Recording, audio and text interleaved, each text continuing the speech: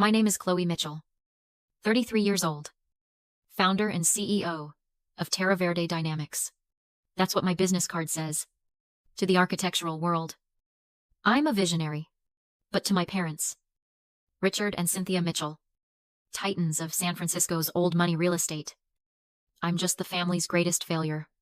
In 10 minutes, they are walking into my headquarters with Arthur Vance, their largest ever client, to pitch him a new sustainable headquarters. They think they're meeting a niche green vendor to consult on their project. They have no idea I own the company. I can see my mother, Cynthia, through the glass of the lobby, already clutching her high-tech portfolio tablet. She never goes anywhere without it. I have a feeling it will not survive the next 10 minutes. Before I tell you what happens next, drop a comment and let me know where you're watching from. I'd love to see who's part of this story. I grew up in a world of glass and steel, in a penthouse overlooking the San Francisco financial district. Our family name, Mitchell Hale Properties, wasn't just a business. It was a dynasty. Our home was immaculate, filled with expensive art and minimalist furniture that looked impressive, but was terribly uncomfortable. It was a place for hosting, not for living.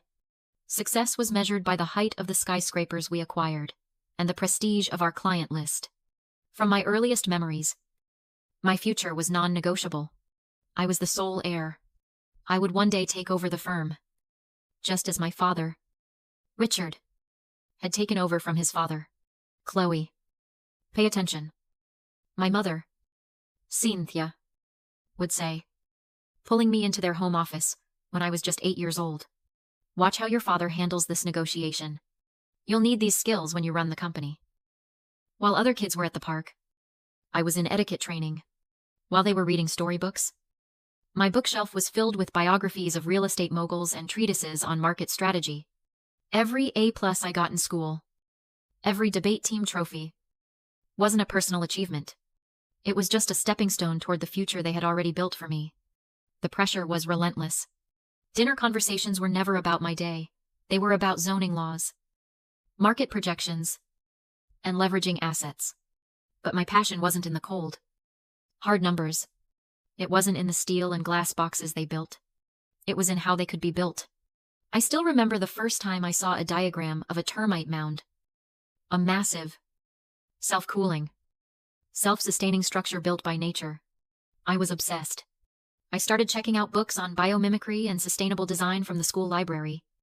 Hiding them under my mattress or behind the heavy business textbooks my parents forced on me, I filled journals with sketches of buildings that could breathe, that recycled their own water, that were covered in living green walls.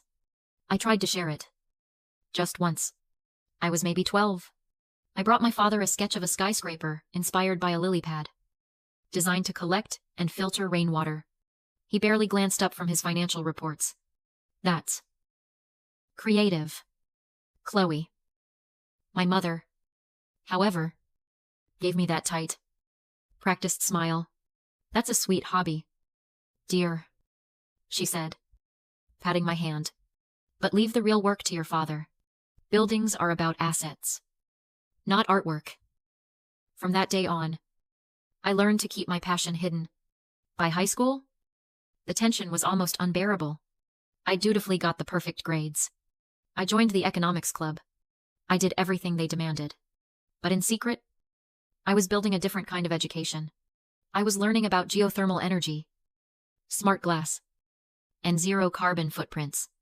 My parents just saw my interest in science as a useful elective for a business degree. They had no idea I wasn't planning to just manage assets. I was planning to make their entire business model obsolete. To them, my passion, this burning need to build something that mattered, was nothing more than a childish, unprofitable fantasy. It was a distraction from the only thing that had value, the Mitchell Hale legacy. The breaking point came one evening during my senior year of high school. My father, Richard, had borrowed the family computer to check some figures. I didn't think anything of it, until I heard his office chair scrape violently against the hardwood floor. Then, his voice, cold and sharp. Chloe, head in here. Now. He had found my browser history, my secret completed applications for scholarships to the top sustainable architecture and design programs in the country. The argument that followed was explosive. But it wasn't just anger. Looking back, I realized it was something far more complex. My father wasn't just furious that I had defied him. He was personally insulted. You have to understand. For people like my parents, trapped in what I call the gilded cage, their children aren't really people. We are reflections. We are extensions of their own legacy. My choice wasn't just a career path. It was a rejection of their entire identity. It was me, their only heir, publicly declaring that their life's work, the Mitchell-Hale dynasty, was flawed, outdated, and not good enough. His rage wasn't just rage. It was a narcissistic injury. His disappointment was just a defense mechanism to protect his own wounded pride. He didn't yell for long. The coldness came back, far more terrifying than the yelling. He motioned for me to stand beside him. And in front of me, he logged into the scholarship portals, one by one, using the passwords he'd forced me to share with him for my own safety. Click. Application withdrawn. Click. Application deleted. I watched as years of my secret, hopeful work vanished in seconds. He didn't just tear up the letters, he erased my potential with a click. He saved my business school application for last. He hit submit. Then he turned to me, his face like stone. We don't build fantasies, Chloe, he said, his voice quiet. We build assets. You will go to business school. This discussion is over. That night, staring at the ceiling of my perfectly decorated prowlin, perfectly cold bedroom, I truly understood my place. I wasn't a daughter. I was a rebellious asset that needed to be liquidated. I went to the business school they demanded. But I lived a double life. Something inside me had fractured that night. My father deleted my applications. The part of me that craved their approval had gone cold. It was replaced by something much quieter and much more dangerous a plan. I used their money to build my real education. College became my strategic planning phase. Every finance class wasn't just about corporate balance sheets. It was a deep dive into funding models for high-capital green tech startups. Every marketing project wasn't just a case study. It was a business plan for a company I mentally called Terra Verde. I deliberately chose electives in supply chain logistics and environmental policy. Pieces of a puzzle my parents couldn't see. They just saw the 4.0 GPA and nodded. Satisfied, their investment was paying off. They thought I was becoming a sharper version of them. They had no idea I was building the weapon that would one day make their worldview irrelevant. The real game changer came in my junior year, when I met Professor David Chen. He wasn't just an academic. He'd spent 20 years in sustainable development, building groundbreaking projects in Asia and Europe. After a guest lecture, I stayed behind, and our conversation lasted for hours. He looked at me sketches, my secret business plans. He studied me with a curious intensity. Chloe, he said, your understanding of biomimicry and market application is beyond anything I'm seeing. Even in the professional world. Why are you in the finance track? So I told him. All of it. The family dynasty. The pressure. The deleted applications. He nodded slowly. Family legacy is a powerful anchor. Chloe, it can stabilize you. Or it can drown you. Ultimately, you have to decide if you want to be the captain of their ship, or the architect of your own. Professor Chen became my mentor. He connected me to engineers, to investors, to innovators. By the time I graduated, summa cum laude, just as they demanded, I didn't just have a business degree. I had a network. 2 weeks after graduation, the partnership offer from Mitchell-Hale Properties arrived in a heavy, cream-colored envelope. A junior partnership. A 6-figure salary. The keys to the kingdom. That same day, I accepted an entry-level position at a tiny green building startup in Palo Alto. The salary was barely enough to cover rent for a shared apartment. I told my parents over dinner. The silence was deafening. My father called me ungrateful. My mother, Cynthia, simply asked if I was having some kind of mental breakdown. It's just a phase. My father finally declared, tossing his napkin on the table. When you're tired of being a naive tree hugger, our door is open. You'll come to your senses. I moved out that weekend. My father didn't help me carry a single box. My mother called me a naive tree hugger. My father told me not to come home until I was serious about life. So I didn't. For the next few years, I basically disappeared. I lived on coffee and determination. I spent years in that small startup, learning the industry from the ground up. Not just the theory. I learned about supply chains, material sourcing, and the brutal realities of construction zoning. I saved every single penny. I combined my life savings, $150,000, with a $900,000 angel investment from my very first client, a tech CEO who was tired of building glass boxes and believed in my vision. With $1.05 million, Terra Verde Dynamics was born. The first 2 years were brutal. I mean, truly, soul-crushingly hard. We nearly went bankrupt. Twice. The first time, a major materials supplier pulled out, spooked by my inexperience. The second time, a recession hit, and sustainable building was the first luxury to get cut from corporate budgets. I worked 18-hour days. I slept on a couch in our tiny Palo Alto office for 3 months straight. But we survived. We innovated. We proved that green building wasn't just a fantasy, it was cheaper, more efficient, and more desirable than the old way. Today, Terra Verde Dynamics is a 9-figure company. We are the leading name in sustainable corporate architecture. Our designs are winning global awards. We have a waiting list of clients. And you know the crazy part. After all that, a part of me still wanted their approval. It's confusing, isn't it? Why would a person who built a $100 million company from nothing still care about the opinion of the very people who tried to stop her? It's a psychological concept I learned about in therapy, the ghost in the room. Or the approval trap.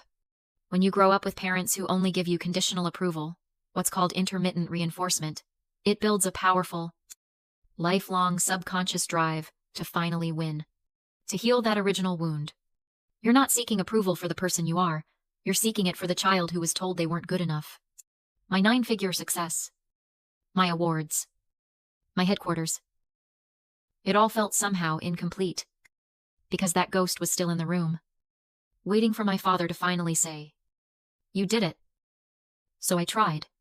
I sent them an article from an architecture magazine that featured me on the cover, calling me an innovator to watch. My father sent back a 1-line email. A lot of magazines are desperate for content these days.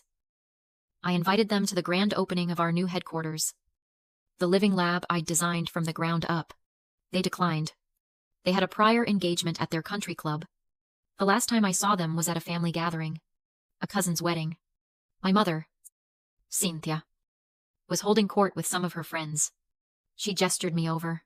"Oh, and this is Chloe," she said, with that tight, dismissive smile. "She's still doing that green thing. It's nice you're still employed as a glorified recycling blogger." A glorified recycling blogger. That's what my 9-figure company meant to her. That was the last time I tried. I finally, truly, let go. I accepted that I would never get their approval. Because their approval was never actually about me. It was about them. Which brings us full circle to today. Which brings us back to today.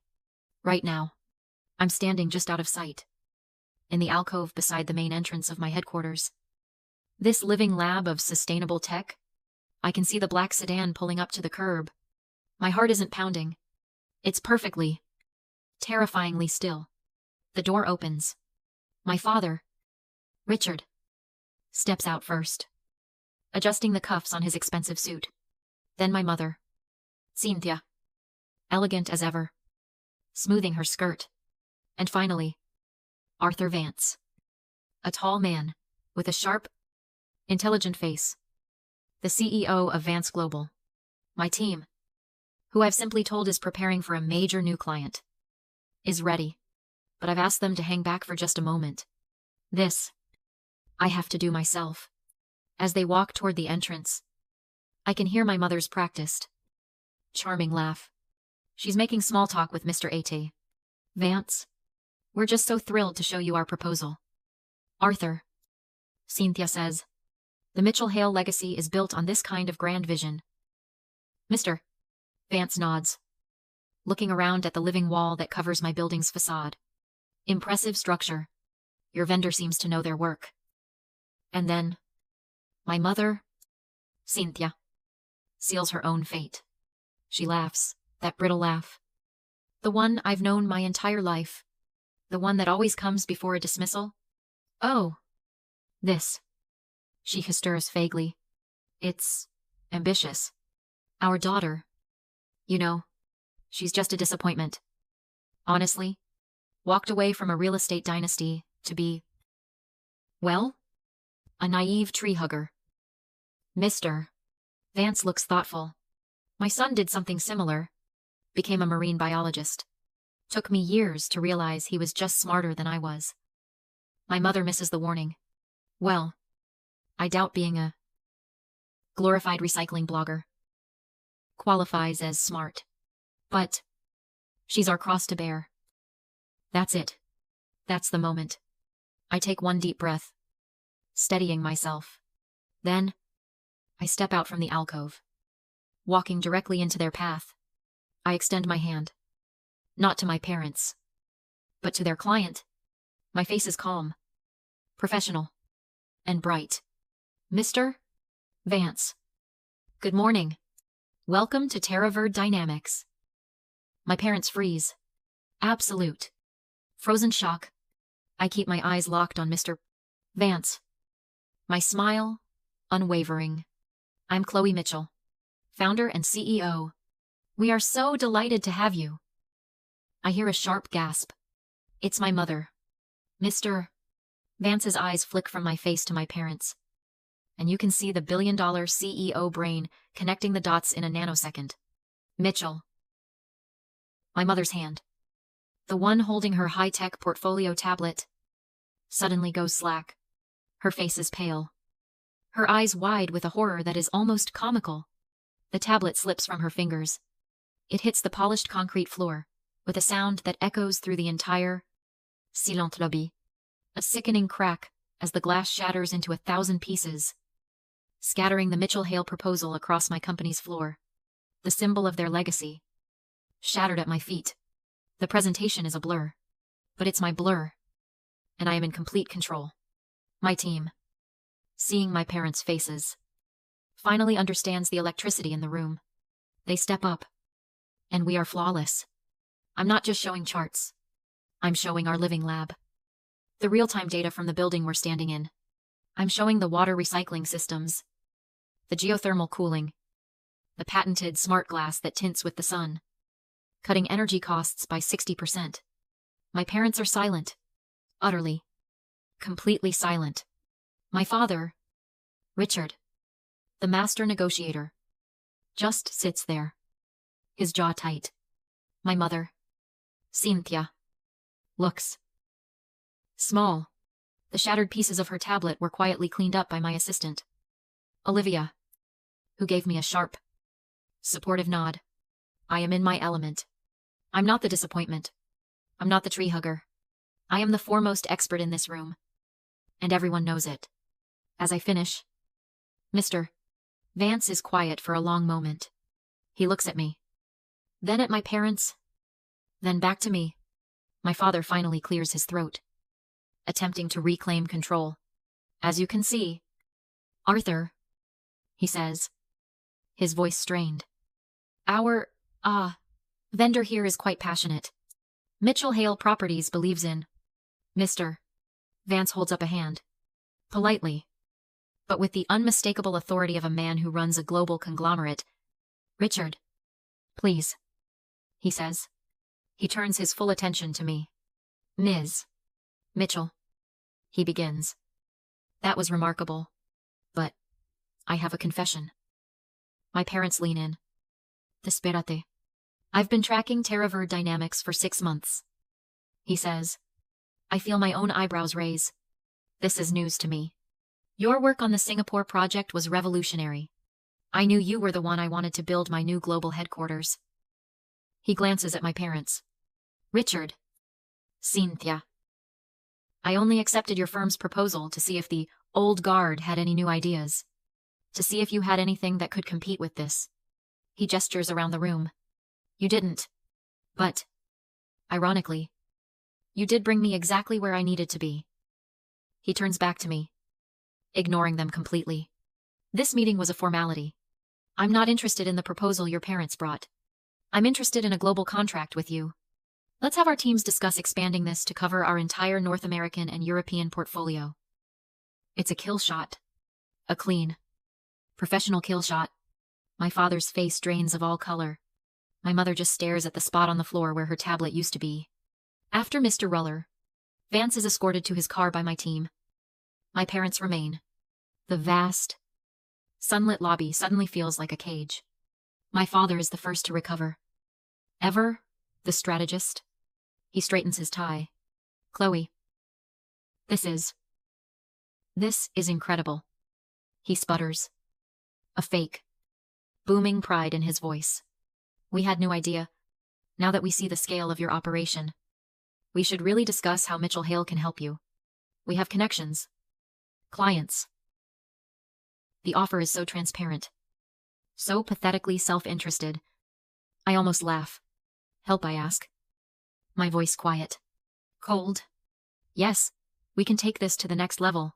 Together. I finally look at them. Really look at them.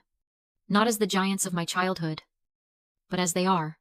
Two ambitious, frightened people who just lost. You called me a disappointment less than an hour ago. Mother, I say, my voice cutting through the silence. To your client's face. You called me a naive tree hugger. Father. Now, Chloe. My father starts. In the heat of the moment. It wasn't the heat of the moment. I counter. It was the truth. Your truth. For 10 years. You've called me a failure. A glorified recycling blogger. You deleted my future from a computer because it wasn't your future. My mother's eyes glisten. We didn't understand. We always supported you. No, I say.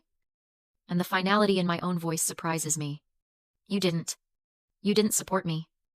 You didn't believe in me. And you didn't help me. I built this without you. I built this, despite you. I pick up my own tablet. I appreciate the offer.